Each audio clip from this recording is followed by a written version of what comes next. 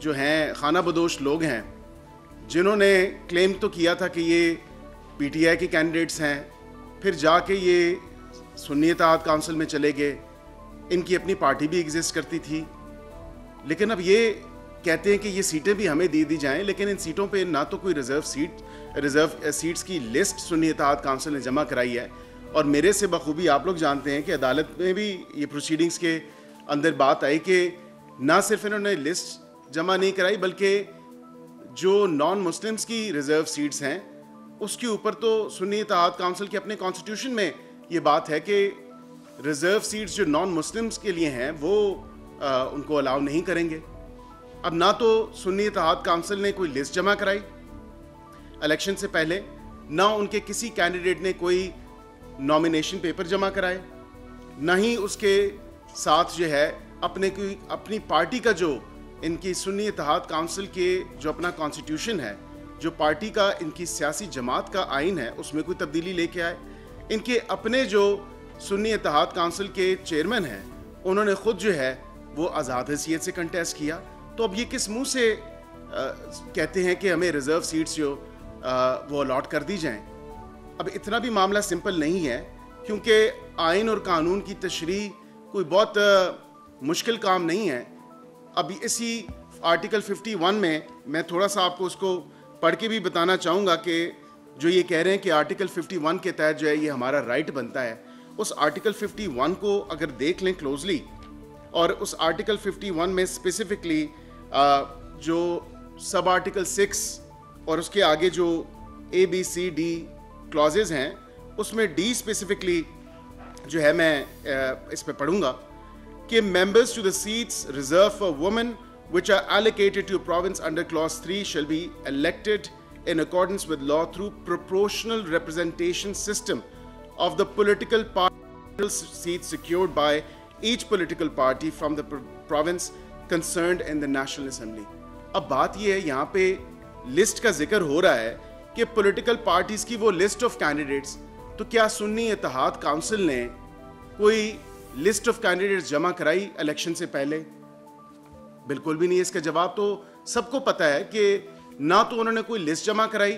और ऊपर से उनकी अपनी पार्टी का आइन जो है वो नॉन मुस्लिम्स को अलाउ ही नहीं करता कि माइनॉरिटीज़ की सीट्स जो रिजर्व्ड हैं,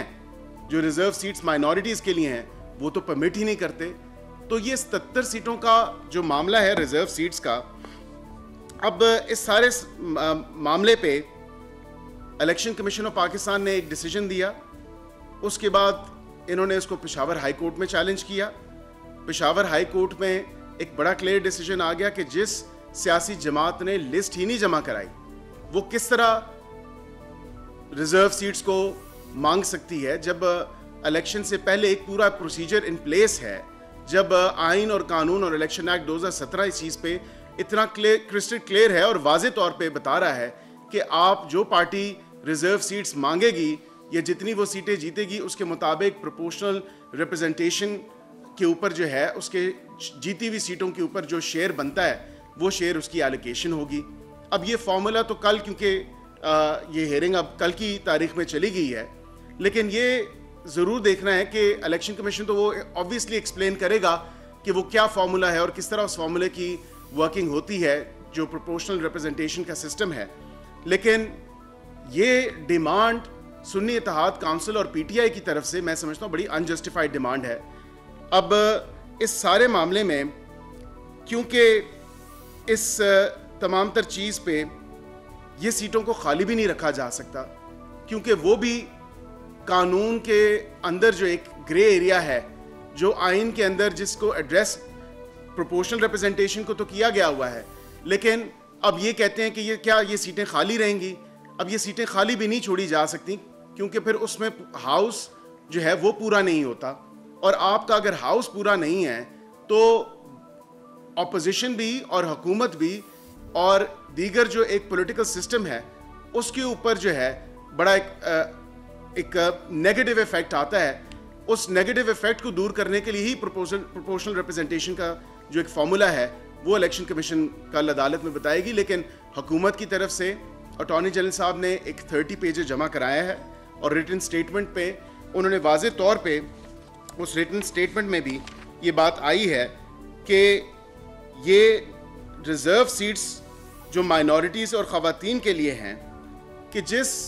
जमात ने इलेक्शन कंटेस्ट सिरे से ही नहीं किया, जिसके अपने चेयरमैन ने इतना गवारा नहीं समझा कि वो अपनी सियासी जमात का ही निशान लेके और उसके ऊपर वो कंटेस्ट करते, तो उनको डेफिनेटली ये सीटें नहीं मिल सकती, क्योंकि कम से कम जो बेसिक रिक्वायरमेंट है कानून की, कम से कम एक सीट जीतना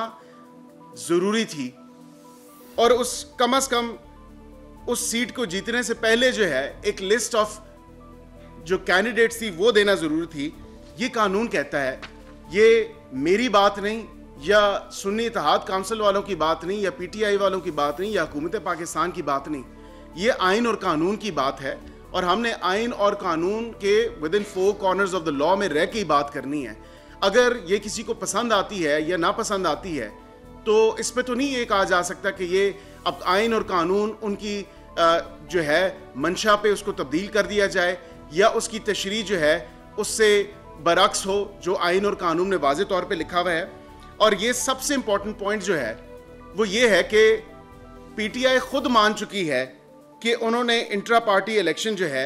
1 साल का टाइम होने के बावजूद, और उनको 1 साल का टाइम दिया गया था कि आप अपनी पार्टी में इंट्रा पार्टी इलेक्शन करवाएं, लेकिन उसके बावजूद उन्होंने इंट्रा पार्टी इलेक्शन नहीं करवाए। और जो करवाए वो अगेन एक फार्स था, एक जालसाजी के तरीके से उन्होंने इंट्रा पार्टी इलेक्शंस करवाए। तो ये तमाम तर चीज़ें हैं। अब जो चेयरमैन पीटीआई हैं बैरिस्टर गौहर साहब, वो आज कहते हैं कि जी हमने फॉर्म 46 जमा कराया था, जो कि इन्होंने जमा कराया और उस पर जो है तमाम तर ये सारा मामला हुआ। तो इस तरह नहीं है। आप इंडिपेंडेंट कैंडिडेट से कोई भी एक रीजनेबल प्रूडेंट माइंड को ये बात अपील ही नहीं करती कि जब आपकी डेडलाइन होती है, जब तमाम तर नोटिस एक पीरियड दिया जाता है, इलेक्शन कॉल होता है, खा वो बाई इलेक्शन हो, खा वो जनरल इलेक्शन हो, लोकल बॉडीज का इलेक्शन हो, या दीगर जनरल इलेक्शंस हो, तो उसमें पूरा एक नोटिस होता है जो आरओज़ की तरफ से या इलेक्शन कमीशन ऑफ पाकिस्तान की तरफ से चिस्पा किया जाता है। आपने कागजात जमा कराने होते हैं,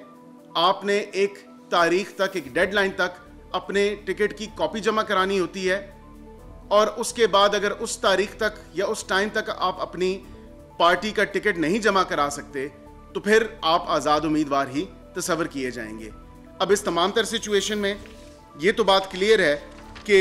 ये लोग आज़ाद उम्मीदवार थे। इन्होंने बेशक पीटीआई का उस खाने में लिखा होगा, लेकिन अगर पीटीआई का कोई सर्टिफिकेट जो कि लीगल सर्टिफिकेट हो, क्योंकि एक तो इंट्रा पार्टी इलेक्शन नहीं हुए हुए थे इनके, और इंट्रा पार्टी इलेक्शन ना होना, obviously election commission of Pakistan as regulator अब उसने रेगुलेट करना है, निशान उसने देना है, और अगर आप उनकी रिक्वायरमेंट्स और रेगुलेशंस को पूरा नहीं करेंगे तो वो निशान वापस भी ले सकती है। अब आप कहते हैं कि ये रिजर्व सीट्स जो है हमें शायद एक भीख के तौर पे दे दी जाएं, तो हम तो आइन और कानून के पाबंद हैं। आप फराग दिली से ये लेना चाहें या आप मिन्नत करके लेना चाहें, तो ये सीटें तो आइन और कानून के मुताबिक इसका फैसला होना है। ना हुकूमत इसका फैसला कर सकती है और न ही कोई और इसका फैसला कर सकता है। इसका फैसला क्योंकि अदालत में अब केस है और अगस्त सुप्रीम कोर्ट ऑफ पाकिस्तान ने इस पे एज्यूम की है जुरिस्डिक्शन। अब पीटीआई वाले भी पार्टी बनना चाहते हैं इस पिटीशन में कि जी हमें ये उन पुरानी लिस्टों पे शायद ये है सीटें दे दी जाएं, तो इस तरह नहीं है। ये कम से कम पाकिस्तानी अवाम को, कौम को बेवकूफ़ मत बनाएं। ये आइन और कानून की जो रूल ऑफ लॉ की आप बात करते हैं, अब रूल ऑफ लॉ को अपहोल्ड करके भी दिखाएं।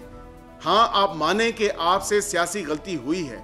आप माने कि आपसे कानूनी गलती हुई है, डिस्पाइट द फैक्ट कि आपकी पार्टी में कसीर तादाद से वकला मौजूद हैं। आपको तो किसी ने नहीं कहा 3 दिन के अंदर जिस पार्टी को, किसी भी एक पॉलिटिकल पार्टी को आपने ज्वाइन करना था, आप माने कि आपसे ये सियासी गलती हुई कि आपने सुन्नी इत्तेहाद काउंसिल को जाके ज्वाइन किया। आपको किसी ने मना तो नहीं किया था, आपको किसी ने फोर्स तो नहीं किया था कि आप पीटीआई को ज्वाइन ना करें। पीटीआई उस टाइम एग्जिस्ट कर रही थी, बाय देन उनका इंटर पार्टी इलेक्शन भी हो चुका था। ये चाहते तो ये पीटीआई में वापस जा सकते थे, लेकिन अब इनकी मिसाल ये है कि ये ना इधर के हैं ना ये उधर के हैं, और ये सिर्फ और सिर्फ ये चाह रहे हैं कि ये हमें रिजर्व सीट्स मिल जाएं, आपको रिजर्व सीट्स सुन्नी इत्तेहाद काउंसिल को कतई नहीं मिल सकेंगी। आइन और कानून के मुताबिक जो एक मेरी स्टूडेंट ऑफ लॉ होने के नाते एक अंडरस्टैंडिंग है,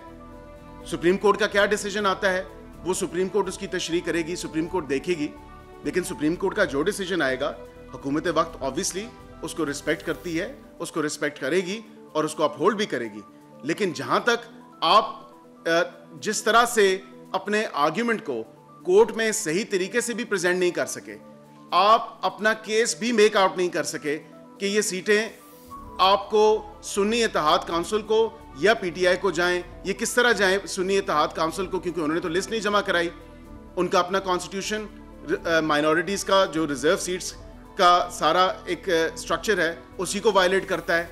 और उसी के साथ पीटीआई वाले, क्योंकि उस टाइम उन्होंने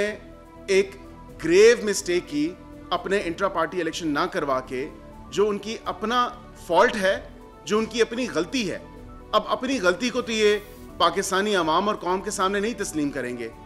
लेकिन अदालत में तो ये माने कि हाँ उस टाइम हमने इलेक्शन जो है हमारा ठीक नहीं हुआ था और हमें ये 1 साल से ज्यादा टाइम दिया गया था, ये एक रिकॉर्ड का हिस्सा है। तो अब ये सीटें अगर आप कहें कि आपको झुंगे में या मुफ्त में सिर्फ आपकी इस तरह नहीं होगा, आइन और कानून के इन्हीं पैरामीटर्स में रह के जो है इस चीज का फैसला होगा और प्रोपोर्शनल रिप्रेजेंटेशन जो है उसी जो फॉर्मूला एक्सप्लेन करेगी इलेक्शन कमीशन ऑफ पाकिस्तान, उसी के बेसिस पे ये जब इसकी तशरीह होगी आर्टिकल 51 की और उसके साथ साथ इलेक्शन एक्ट 2017 की, तो ये कल सुप्रीम कोर्ट ऑफ पाकिस्तान अगर डिसीजन हो जाता है कल, तो ये आपके सामने होगा। और मैं समझता हूं कि बेटर सेंस यही प्रिवेल करेगी। और ये भी मैं आपको बताऊं कि किसी पार्टी को उसके राइट से दूर नहीं रखना चाहिए, लेकिन ये इनका राइट नहीं है, ये सुन्नी इत्तेहाद काउंसिल का राइट नहीं है, क्योंकि ये एक आम सी जबान में मैं अगर आपको बात समझाऊं तो एक जमात है जिसका नाम पीटीआई है और वो कहती है कि हमने लिस्ट जमा कराई थी, लेकिन क्योंकि हमारे इंट्रा पार्टी इलेक्शन नहीं हुए थे, हमने इलेक्शन कवानीन की पासदारी नहीं की थी और हमारी टिकट्स जो हैं वो प्रॉपरली लीगली वैलिडली इशू नहीं हुई थी, तो हमने आज़ाद हैसियत से कंटेस्ट किया। उस आज़ाद हैसियत से हमारे जितने भी शायद उनके कैंडिडेट से कंटेस्ट करने के बाद वो जाके किसी तीसरे घर में बसेरा कर बैठे सुन्नी इत्तेहाद काउंसिल में। तो सुन्नी इत्तेहाद काउंसिल के तो अपने चेयरमैन ने उनकी अपनी पार्टी से कंटेस्ट नहीं किया। So legally speaking they have no right to claim these reserve seats. और ये एक बड़ा क्लियर मैटर है जिसके ऊपर मैं समझता हूँ कि ये तमाम तर चीज़ें जो हैं जिसकी वजाहत मैंने अभी की है आपको और थोड़ी सी इसकी क्लैरिटी दी है, तो ये अब आप सबके सामने है। बहुत बहुत शुक्रिया।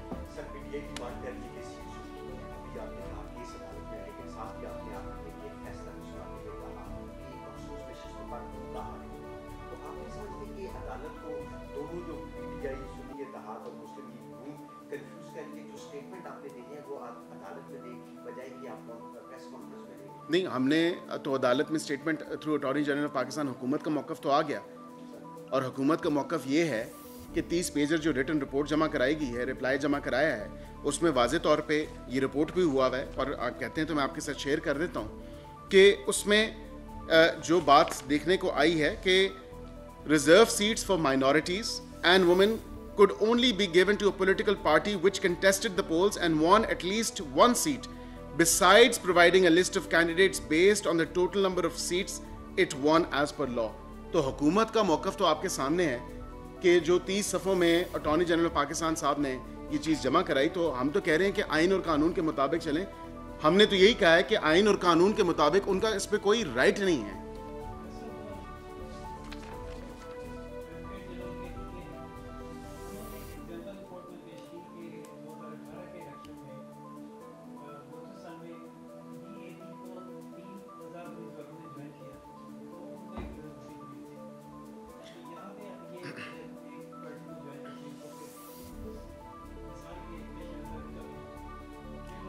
देखें, उन्होंने ये मिसाल ज़रूर दी है,